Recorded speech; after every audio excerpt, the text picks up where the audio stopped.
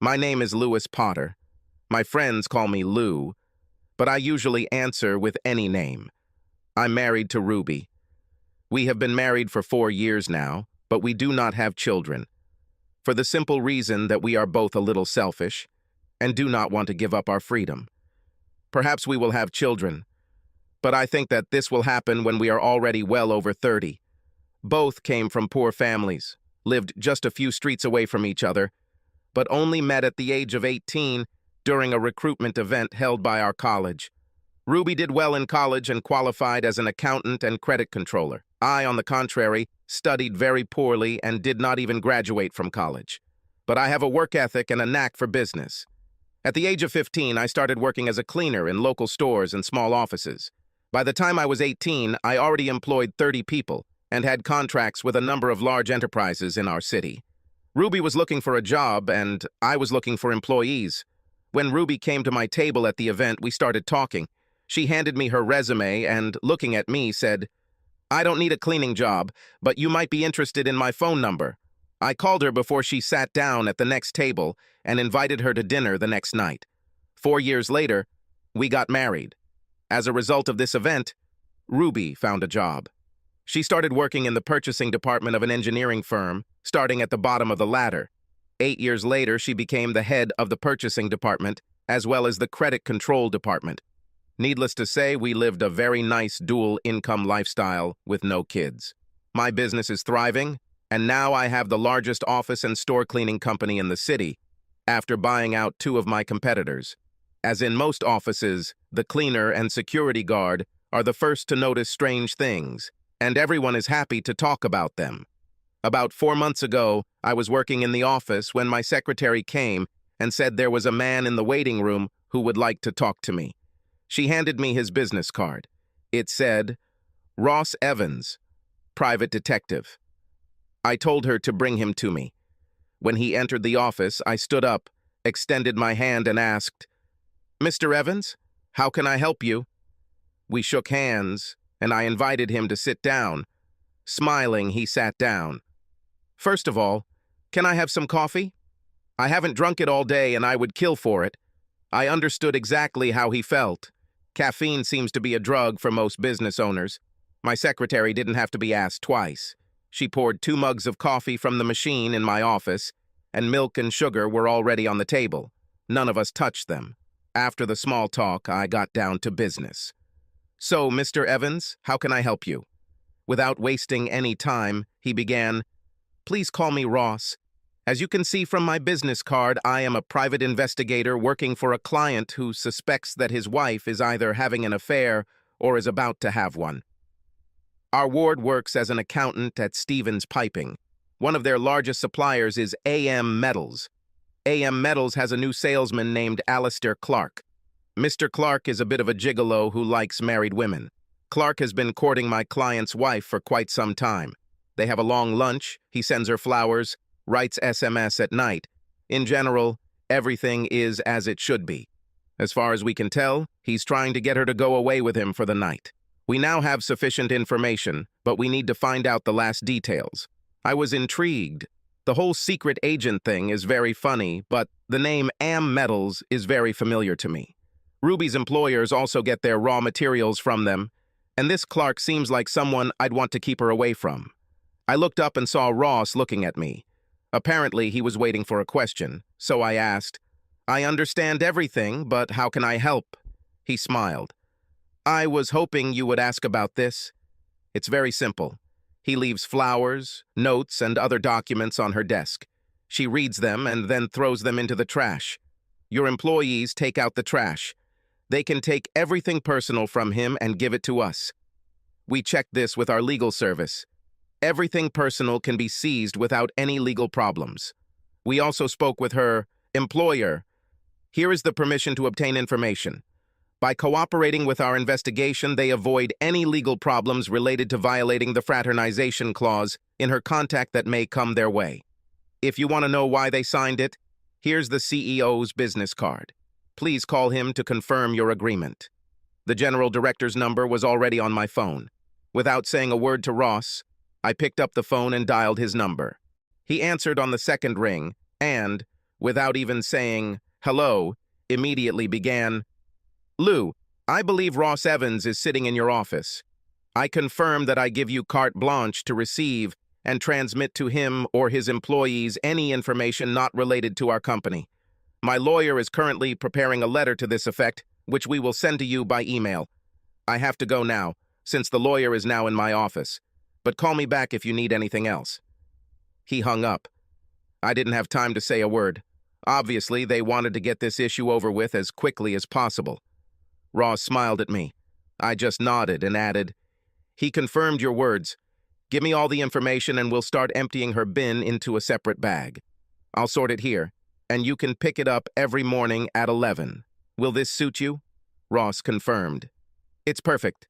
I called the appropriate crew leader and Ross instructed us on what to look for. Early lunches, late lunches, flowers, notes, etc. We worked with Ross for about 6 weeks. At the end of this period, he announced that the investigation was completed. One of my employees noticed that the employee did not return after lunch. We called Ross and told him about it. He followed them to the motel. The marriage ended in divorce. Work and family life went on as usual. Until one day, Ruby came home a little worried. I tried to find out what was wrong, but she didn't tell me anything. About a week later, Donna, one of my long-term employees, came into my office. This is a good employee who has worked with me almost from the very beginning. I considered her my friend. She is 25 years older than me and treats me like a son. She sat down in the chair and I realized that something was wrong. Then she began, "Remember, a couple of months ago I worked in the office where we were following that woman? I was intrigued. How could I forget this?" "Yes, it was a very interesting time. Why did you remember this?" I asked, raising an eyebrow to show that I was certainly intrigued.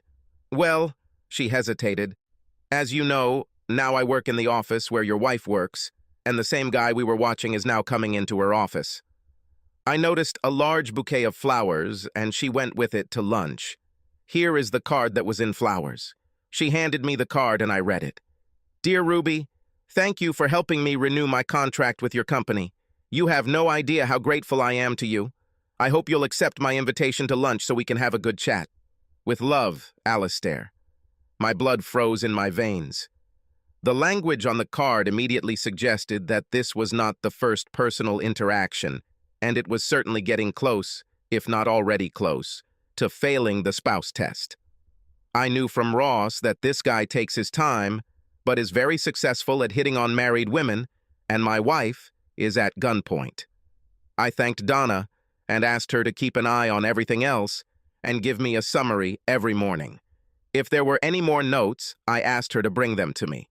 As soon as she left, I picked up the phone and dialed Ross's number. He answered on the third ring. "Hello, Lou. How can I help you?" I immediately started the conversation by telling him what Donna had told me. "One of my employees just came to see me. She was the one who cleared the table every night for the case you were leading. After the investigation was completed, we transferred her to another position. Now she works in the office where my wife works. Donna just told me that this same Mr. Clark is putting pressure on my wife, and she is now going out to lunch with him. I have a card with flowers that he sent, and it says that he has ambitions for it." Ross took a deep breath. "We are continuing our investigation into Mr. Clark. In fact, you are already the third husband at the moment. The only difference is that the other two did not know who he was from the very beginning. The other husbands agreed to split the expenses. Would you like to join them?" "Of course." "What do I need to do?" I answered. Ross said he meets with their husbands at 2 o'clock and asked, "Could you come to my office to meet, fill out the necessary documents, and share information?" I agreed to come. At exactly 1:55 p.m., I was sitting in Ross's office. In the room were Dan McWilliams and Johnny Ashley, 2 husbands. Also with us were Ross and one of his employees, Mike Pearson, who was collecting data on this case. Ross began the meeting by saying, "Gentlemen, we are gathered here because you 3 have the same problem. Dan and Johnny, this is Lou. Lou would like to join your investigation.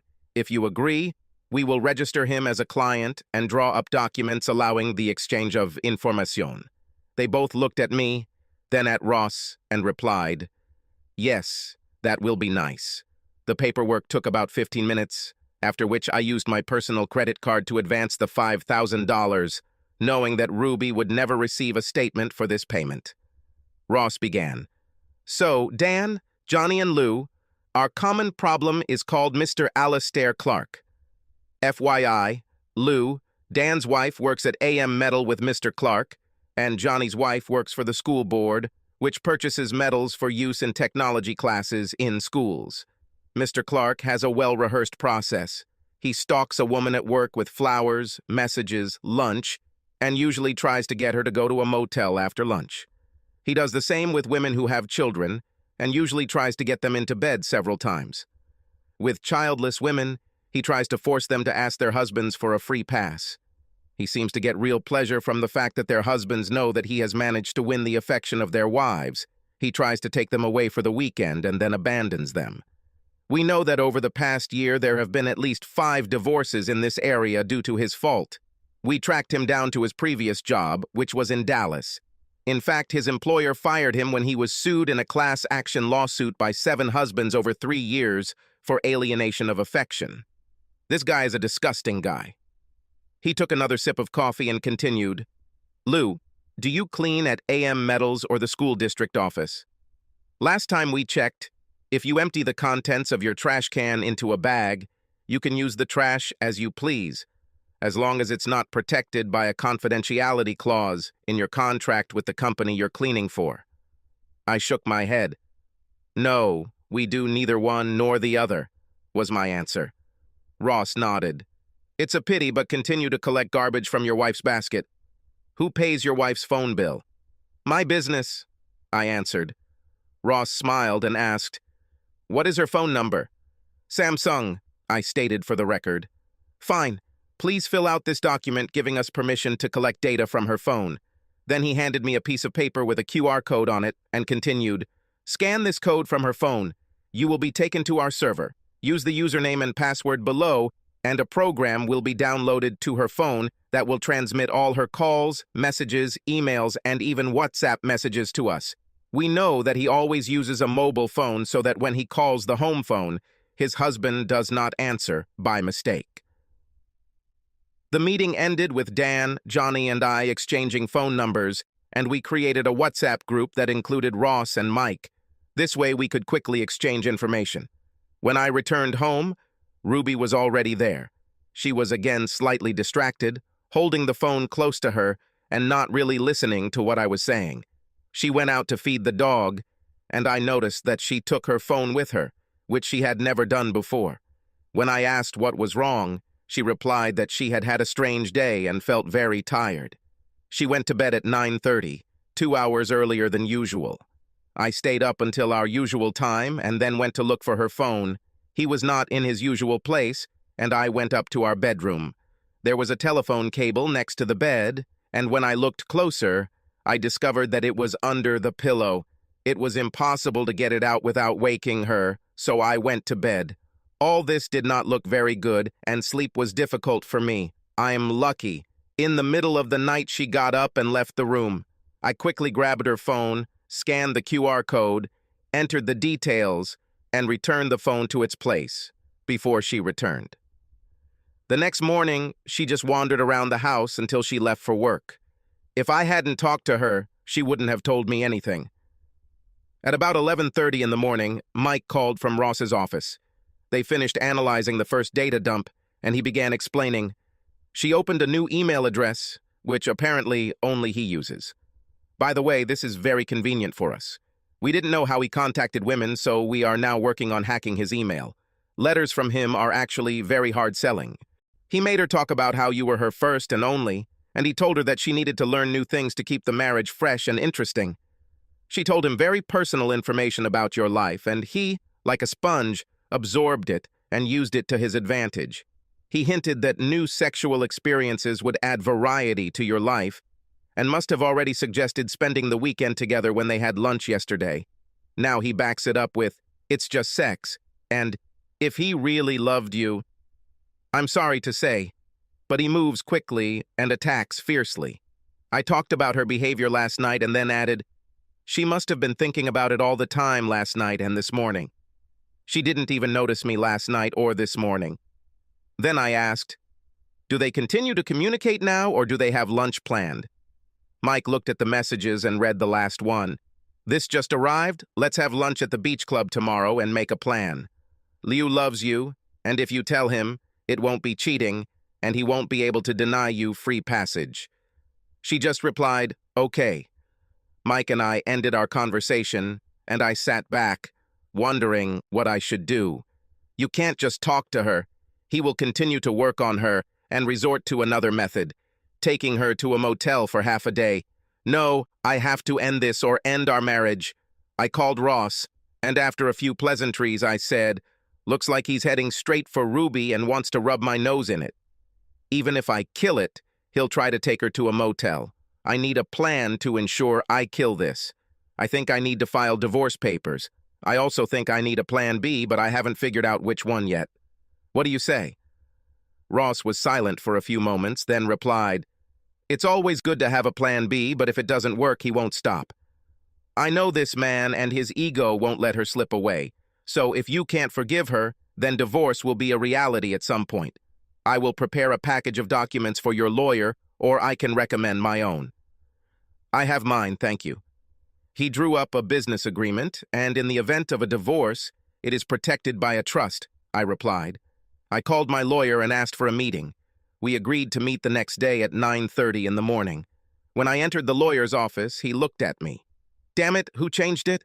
I smiled. He read me like a book. I sat down, took the cup of coffee his secretary placed in front of me, and began. Ruby is going to cheat on me.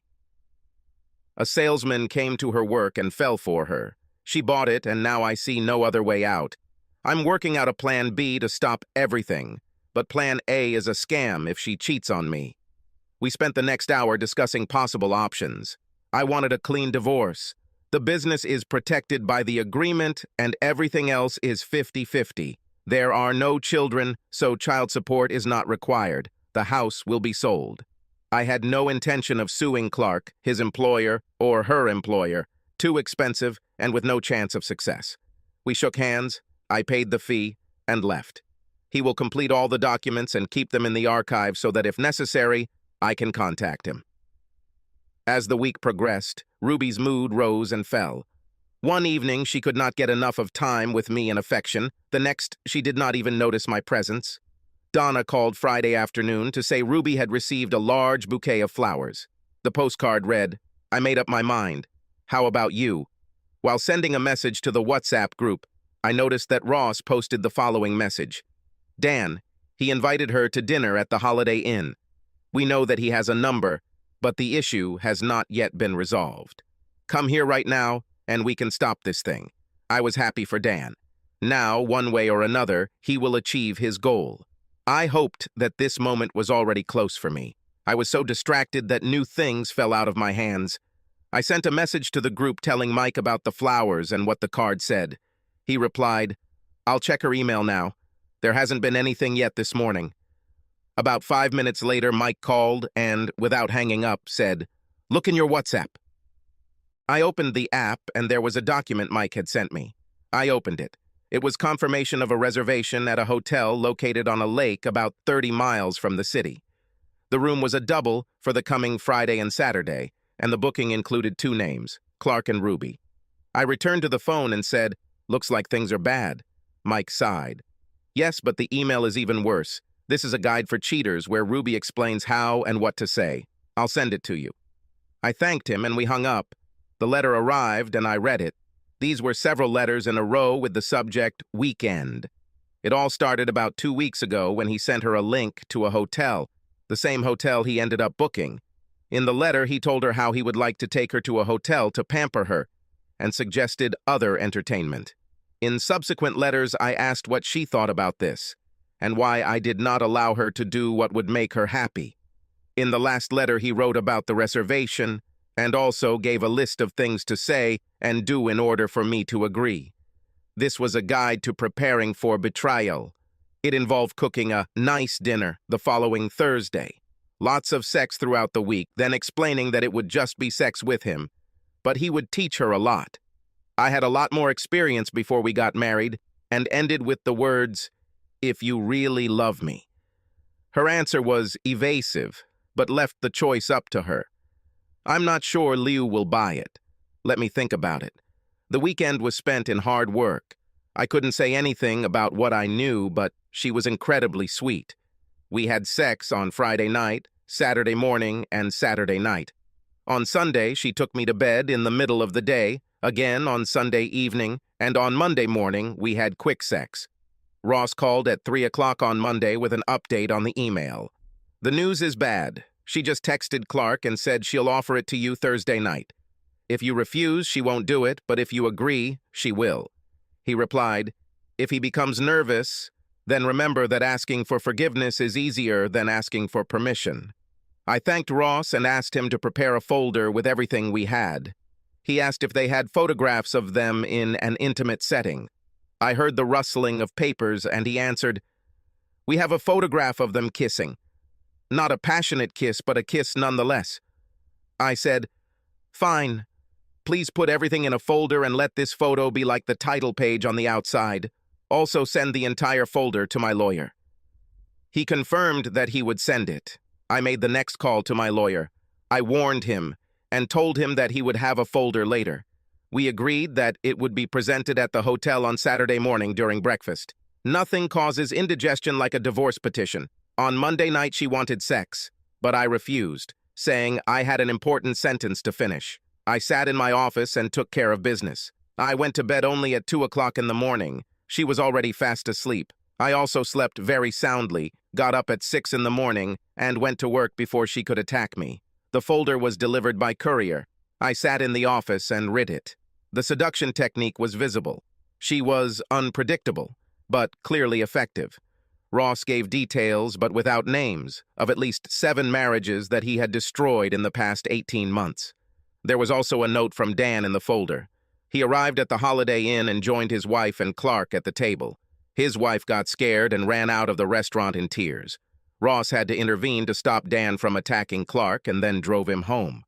He and his wife began counseling to see if they could save their marriage because they have 3 children under the age of 8. This temporary measure would at least give them time, and his wife left her job, so Clark was out of work. While I was reading, my secretary entered the room. She looked straight at me and didn't say anything. Before I realized what was happening, I started crying my eyes out and told her the whole story. When he finished, she asked, "What are you going to do about it?" For the first time ever, I smiled. I don't know why, but she was no longer my secretary, but a friend who wanted to help. I also noticed something else that I hadn't noticed before. She is very sexy. She smiled back. I said, Plan A, divorce. If she leaves with him on Friday, she will file for divorce at the hotel on Saturday morning. No second chances. I've been trying to come up with a Plan B to get her to stop, but my head is so foggy I can't think of anything. My secretary, whom I always addressed as Miss Atwood, but who called herself Kathy, smiled slyly and recited, "What is good for the goose is good for the gander." Why don't you have your own weekend with the girl of your dreams? Unable to resist, I smiled back and asked, "And with whom should I arrange this?" I knew the answer before she said it, but she answered anyway. "With me, of course. Your trusty secretary is pestering you, and you just have to get it out of your head. It will only be sex and nothing to do with your marriage. Take this letter as a template and unleash it on her before she unleashes it on you." It was brilliant in its simplicity, but it would also force Ruby to confront her own betrayal. On Tuesday night, I fucked my wife, without any love. This was hard. On Wednesday morning, neither of us was ready for a quickie. On Wednesday evening, things were a little less stormy, but only a little. On Thursday morning, Ruby woke up as I was leaving the house. She shouted something about dinner, but I deliberately ignored her. Around noon on Thursday, Ross called me and said that Ruby had texted Clark that she was cooking a big dinner for me and would let him know how the conversation went. I wanted to preempt her, so I went to the store and bought chicken, potatoes, and vegetables, all of which I planned to bake, as well as a bottle of her favorite white wine. At 2:30, I was already home, and 2 hours later, everything was ready and in the oven. Just as I was putting the potatoes in to bake, Ruby came through the door with shopping bags. She looked at me in confusion and asked, "What are you doing?" I smiled widely. "I'm just preparing dinner for my beloved wife. I wanted to do something special, and then we needed to talk." I saw a strange expression on her face. Clearly surprised, she replied, "Oh, I was going to cook dinner, but after we finish we can talk, because I have something important to say, so it's going to be a long evening." I answered, "Of course." But he turned away with a smile on his face. I have already made a significant contribution to her plans. Dinner was tense. I carried on the conversation, and every time she even came close to turning the conversation on me, I pulled him aside, saying, "Let's enjoy this nice meal, and then I'll tell you my big news." When we finished, I spoke first. "Bring your wine to the kitchen, and we can talk there." She followed me. I had previously placed a folder with a letter containing a list of her excuses on the kitchen table where I usually sat, covering it with a couple of magazines. Now I put the magazines away so she could see that I had printed something, but nothing else. I said, "Ruby, you know that I love you and that I would never do anything to hurt you, but we got married very young, and I had so little experience. For the past few months, my new secretary, Miss Atwood, or Kathy as she likes to be called, has been talking to me. She has so many stories that I could listen to her for hours. Now I need to get her out of my head before you and I settle down for the rest of our lives.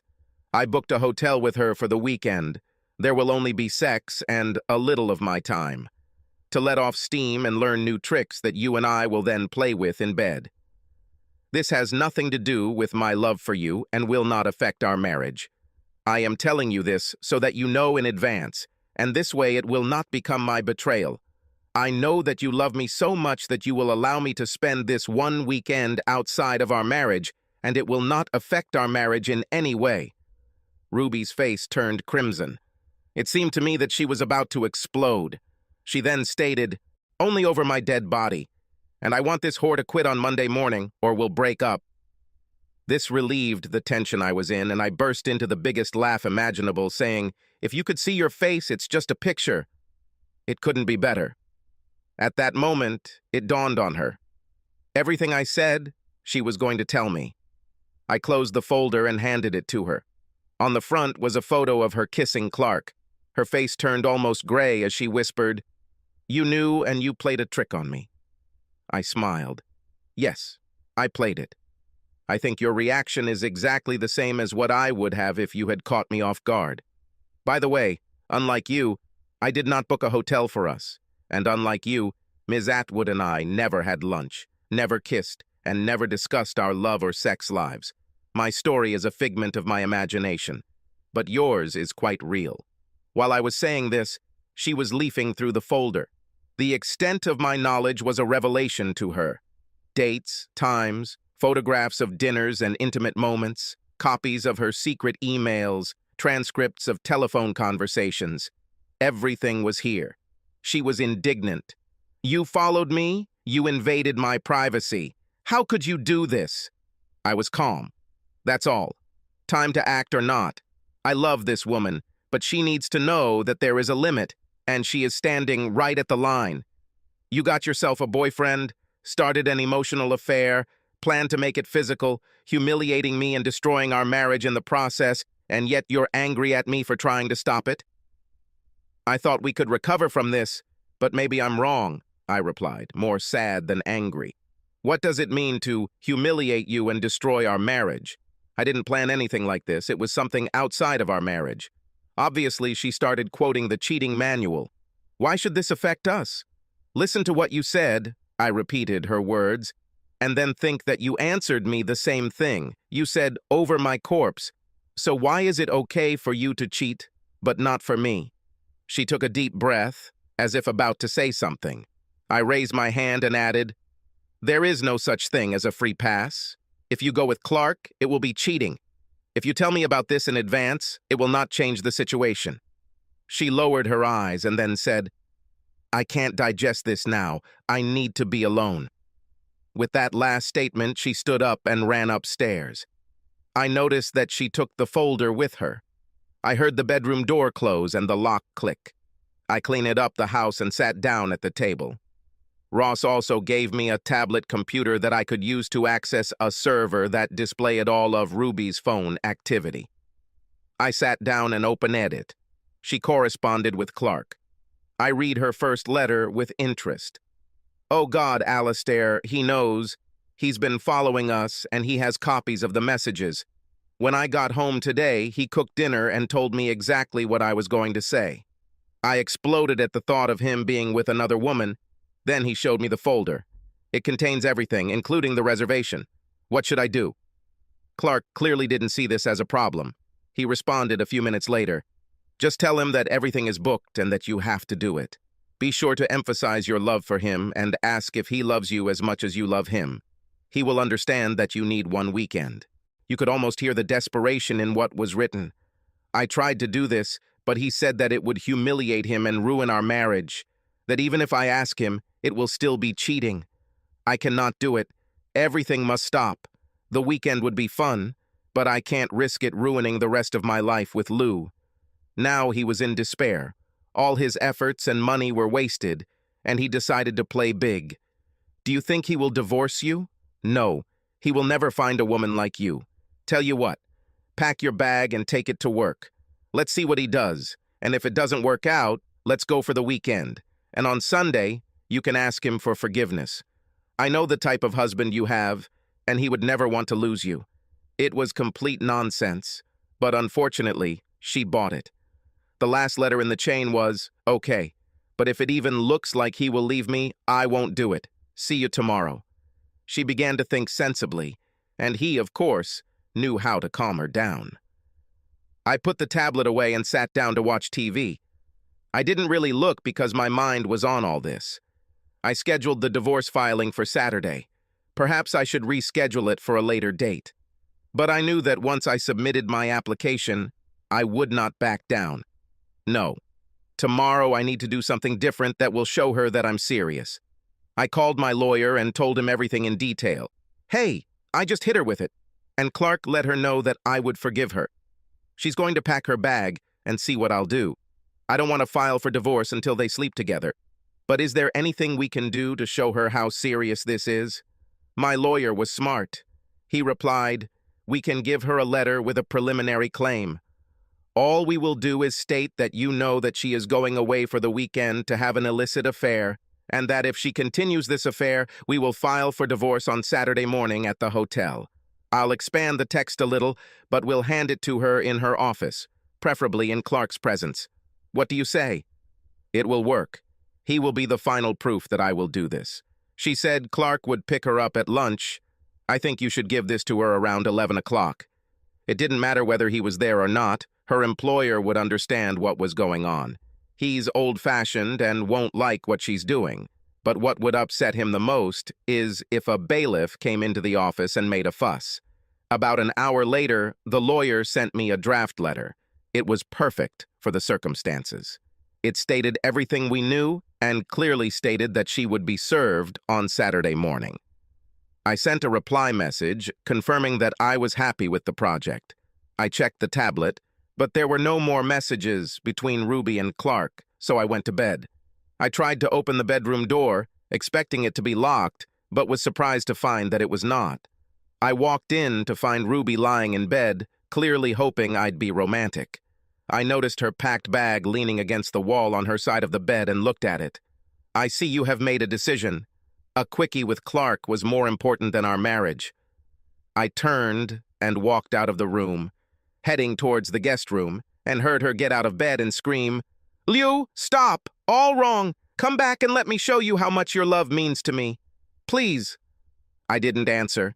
I just lay on the bed in my clothes. The letters were written by a third party, not in reality. But the bag, packed and ready to meet another man, was real, evoked emotions, and felt like a knife to the heart. I was not prepared for the grief and sense of loss. and I cried most of the night. The next morning, I heard Ruby coming down the stairs. I went into our bedroom to take a shower and get some fresh clothes and noticed that my bag was no longer there. I wondered if she had taken it downstairs, unpacked it, and put it away. I came out of the shower and smelled coffee and bacon. I guessed that the bag was below. I walked into the kitchen and looked at her. She looked at me, biting her lower lip. The first thought was, "Come on, she's nervous, don't hold back." I guess this feast is an attempt to show me what a wonderful wife you will be if you can sleep with another man. This won't work. If you do this, it's over between us. During the conversation, I decided to lay it all out. The lawyer and I agreed that tomorrow morning at breakfast you will be given divorce papers. I assure you that after delivery I will not withdraw them. There will be no forgiveness.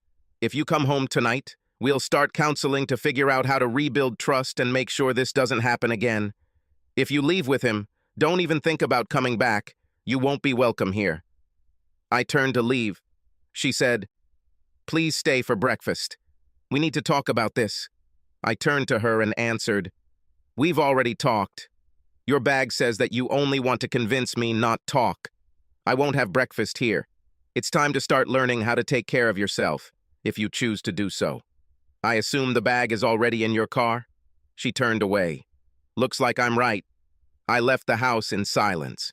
At least she realized what an abyss she was looking into. When I arrived at the office, Katie looked at me and said, "You look like shit." I smiled.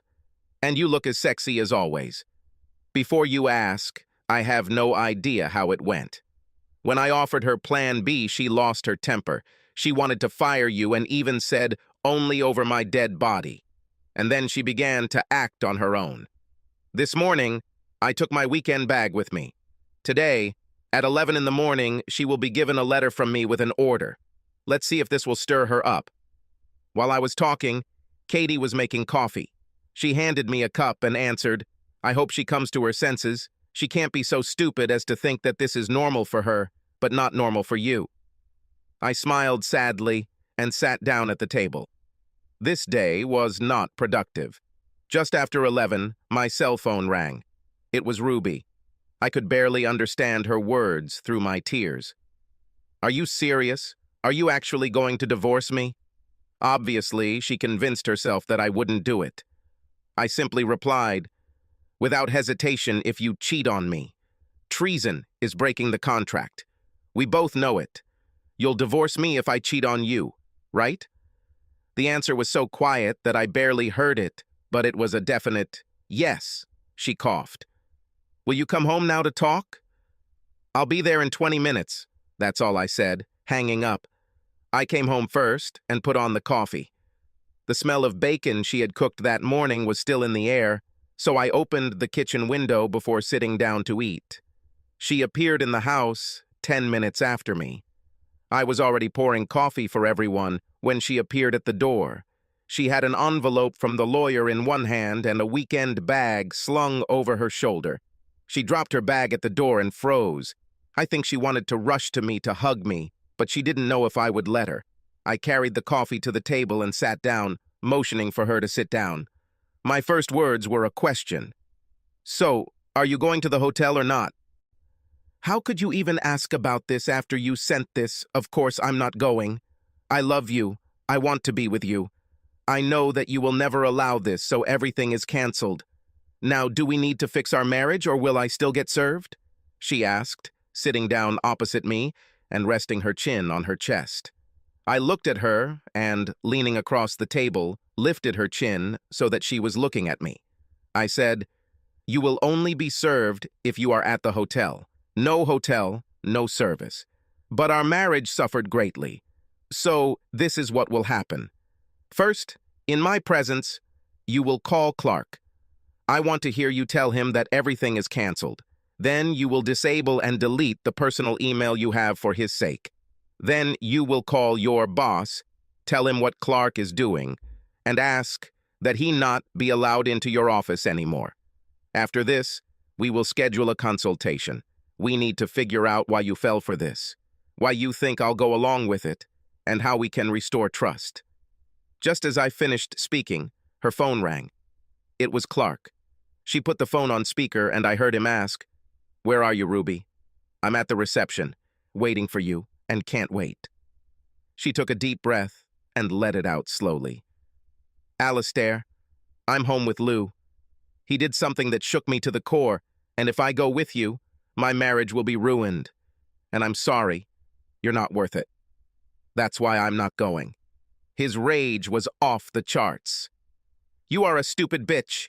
You know how much effort, time, and money I invested in you.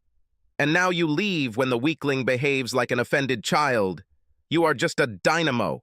Fuck you. With these words, he hung up. For the first time, Ruby saw him for what he was, a slime. Deactivating and deleting the mailbox turned out to be more difficult than expected, but it was done within an hour. By the time we finished, her boss was at our door along with the HR manager. HR manager, Mervyn Woods, began by saying, Ruby, we are aware of what happened today. To say we're unhappy is an understatement, but we're here to give you a chance to keep your job. Now tell me what happened. She took a tissue and dabbed her eye before starting. As you know, about 3 months ago, our account was taken over by a new AM Metals sales agent, Alistair Clark. Previously, I was responsible for this account, and he came to me almost every day. I didn't realize it at first, but he started flirting with me, complimenting my dress, hairstyle, and even my smile. Soon, he began to talk about what a beautiful butt I had and what perfect breasts. I bought into it and soon began wearing more provocative clothes. He sent flowers and chocolates and then invited me to dinner. Out of my own stupidity, I went, and he started asking me personal questions about my life, my husband, and eventually my sex life. Soon he began to speak disparagingly about my husband, saying that he was unworthy of me. It was like drop by drop, and he was wearing me down. Then he asked me to go with him for the weekend. Luckily, Liu was alert. He handed me a letter in which he said that he was divorcing me, and I came to my senses. I told Alistair that I wouldn't go, and that my husband and I were developing a plan to save our marriage. I was going to call you and file a formal complaint, so I'm glad you're here. Woods looked at the CEO, who just nodded. Then he spoke. Well, Ruby, we're glad you're willing to be honest. Yes, it was a very big mistake, and you are lucky to still have a job. We have problems with the quality of AM Metals products, so we are closing his account. Thus, Clark will be removed from the office forever. Therefore, we will not take any further action against you. But if you ever do anything like that again, you will be out. Is it clear? Ruby nodded meekly. Yes. They said goodbye to us and left. After they left, we had lunch and then started looking for a consultant. Finding it turned out to be quite easy. We called and made an appointment. She wanted to see us the next day, Saturday. The time was appointed. We sat and looked at each other. After about 10 seconds, I walked over to Ruby, took her hand, and pulled her into bed. We had sex. Then they went to bed, and I fell asleep with my head on her chest.